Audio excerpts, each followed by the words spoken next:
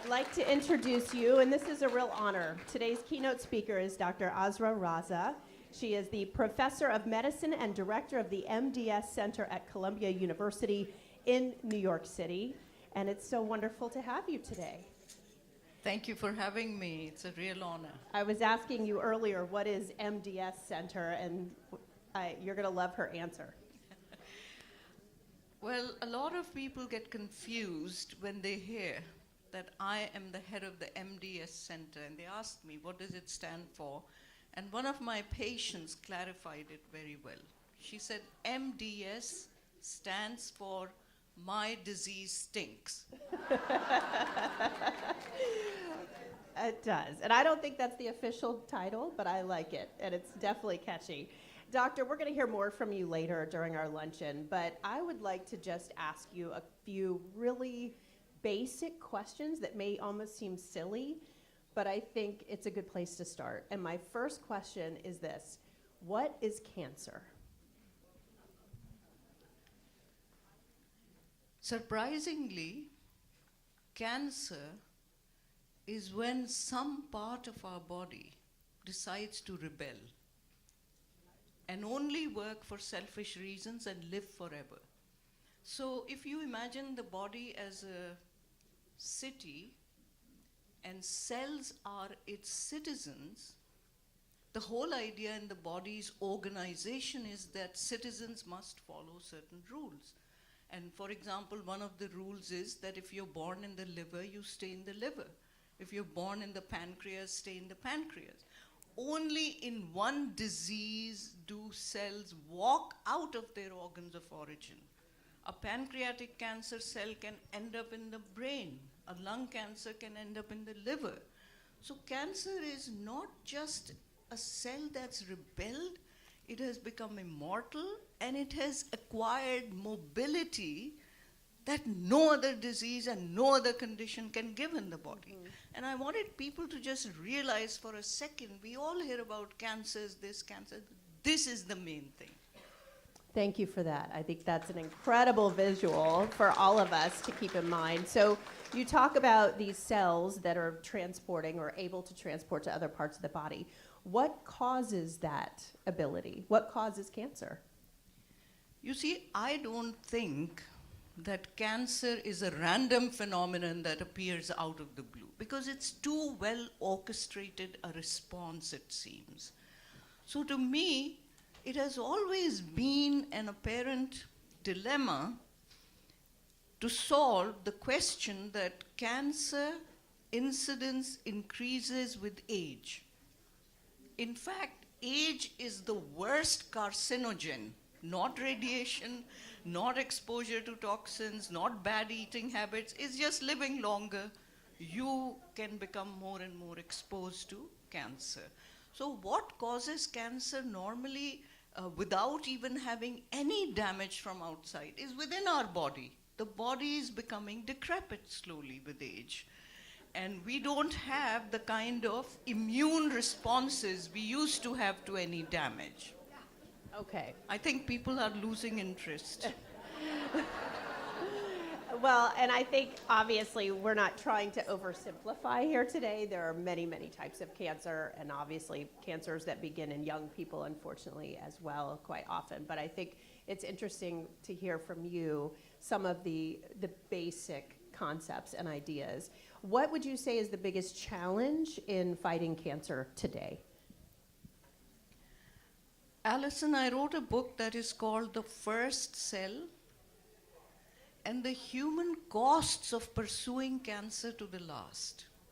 So for the last 40 years, my contention is that the only way to cure cancer in a compassionate, in a patient-friendly way is to revolutionize early detection.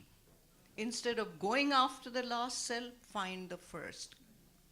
And fix it when the kind of treatments we need are like lifestyle changes. Simple things can make a difference at that point. But if you wait for it to become the end stage monstrosity, that's when you require the slash, poison, and burn, which is caveman treatment. Should not be given to anyone. finally, I want to ask you, because you live in this world and this research, what is your sense of a timeline? Do you have a good sense of a timeline of when we may actually find a cure for cancer? Sorry, I have a show and tell first. Okay. Which is, you asked me what is my solution. My solution is to find cancer at inception. The problem is it's a silent killer. It can begin and it can become quite large and advanced before it is detected. And the second thing is that no age is immune to cancer. Where the incidence increases as we age, children get it also. So basically, the only way to find early cancer is by continuously treating the body as a machine and monitoring 24/7. How do you do that? I wanted to show you. This, I think, in fact, not think, I'm confident, is the cure for cancer. Now, the cure is not in the syringe part, it's in the needle part. What's inside the needle is a tiny little stent. You've heard of stent. People get stents in the coronaries, in the kidneys, anywhere there's blockage, we put in stents. There's a stent in here, but that has a few electrical circuits built in, creates an electric current when we give it, just like you have pacemakers creating current. So it's nothing to be afraid of. But this little stent, Alison, can be inserted into an arm vein, and there it creates a tiny little current so that we know a cancer cell is much larger than a normal blood cell. So if a blood cell is, let's say, 15 microns is the largest, this is going to be 100 microns.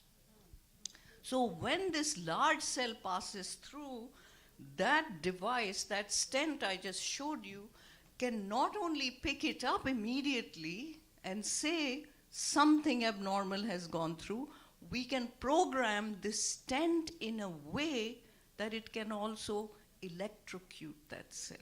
Wow. On the spot. This is the future. Okay, now I have so many more questions.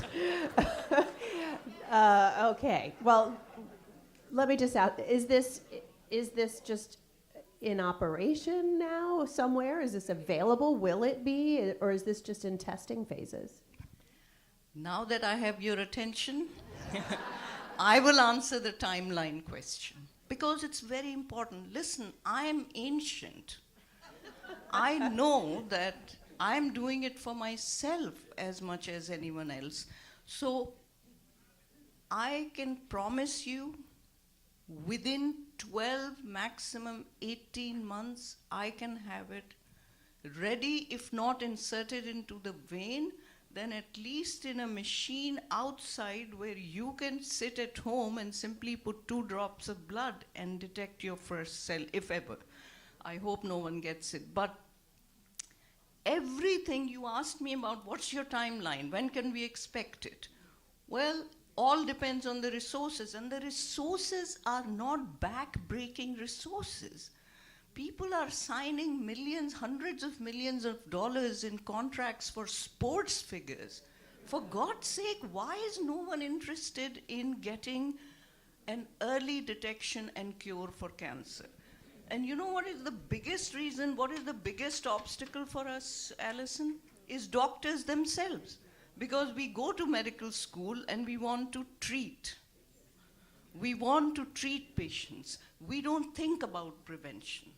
You see, we need to stop thinking in those ways. We can have devices like this. It is an embarrassment that the outcome for patients with stage 4 brain cancer, stage 4 pancreatic cancer is no different than it was 100 years ago. How is it possible that all of us are wearing these Apple Watches and we can't detect the first signs of cancer? Yes, we can, we should, we must. And with help from people like you, I'm very confident that within 18 months we'll be there. Excellent. Thank you so much. So we're going to hear more from you later. I do want to ask you before you go, is this considered controversial? Absolutely not. Okay. It's just that the book I have written, The First Cell, and the human cost of pursuing cancer to the last, is treated as if I have written the satanic verses of medicine. Why? Because I'm anti-establishment. I am telling people that what you are doing is wrong. I do it too every day, Alison. I see 30 to 40 cancer patients a week. So it isn't as if it's something that's removed from me. I'm the one on the field. For 48 years, week after week, I'm offering the same treatment to my acute leukemia patients. I feel like shooting myself out of embarrassment. But this is the reality. We need to change it, and we're not going to change it by finding some magic bullet that will come and cure people.